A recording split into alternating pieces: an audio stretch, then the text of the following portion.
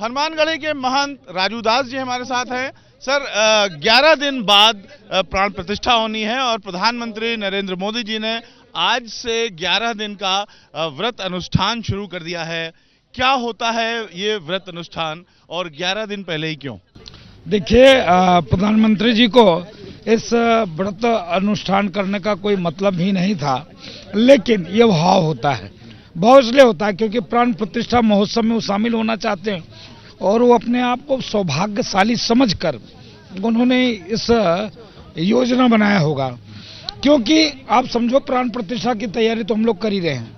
यहाँ पूजन विधि, पूजा पाठ की व्यवस्था, पूजा कैसे हो, किस प्रकार हो, कैसे किया जा सकता है और किस प्रकार किया जा सकता है, कितने दिनों में होगा, किस प्रकार से भगवान का अग्निवास, जलवास, अन्नवास, धनवास और इसके अलावा नदियों का, तालाबों का, कुंडों का जल, उसके बाद उसकी अलग अलग जड़ी बूटियों का जल जिसके भगवान को स्नान ध्यान, ये जो व्यवस्था है बहुत लंबी है।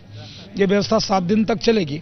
लेकिन जिस प्रकार से माननीय प्रधानमंत्री जी के भी मन में आया कि 11 दिन उपवास रह के और हम इस पूजा को करें, मुझको लगता है कि जो पाठ करेंगे, पाठ करने के बाद मंत्र का जाप करेंगे, मंत्र का जाप करने के बाद उसका हवन करेंगे, व्रत रहेंगे निराहार, और ये जब लगातार वो करेंगे तो जो लोग, तमाम लोगों को मैंने देखा था उंगलियां उठाता हुआ, दुर्भाग्य की बात है इसकी, फिर मैं कहता हूँ जरूरत नहीं थी, लेकिन उनका भाव, उनका समर्पण, उनका आस्था, उनका विश्वास, उन्होंने भी अपने इस भाव की ही चर्चा की है जी। इसीलिए प्रधानमंत्री जी ने भाव को चर्चा किया।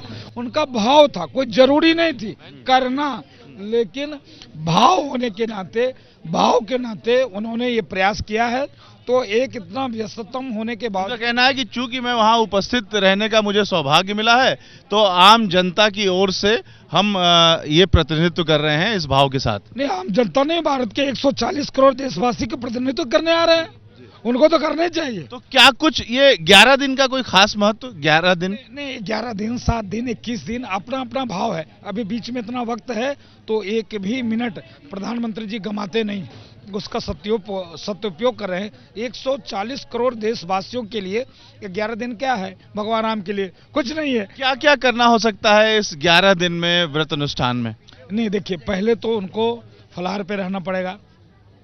दूसरी बात, जब वो वक्त थोड़ा देना पड़ेगा उस अनुष्ठान के लिए, जप के लिए, जप के बाद हवन करने के लिए, हवन के बाद फिर जो कुछ उनको लेना होगा, फलाहार लेना होगा वो ले। इसके बीच में मन वाणी को पवित्र करके, अंतरात्मा को शुद्ध करके और अपने आप को भारत के तरफ से, 140 करोड़ देशवासियों की तरफ से भगवान राम के चरणों में अंतरात्मा से शुद्ध होकर, समर्पित होकर पाठ करना पड़ेगा। शुक्रिया सर। क्या बात रख रविकांत, एबीपी न्यूज, अयोध्या।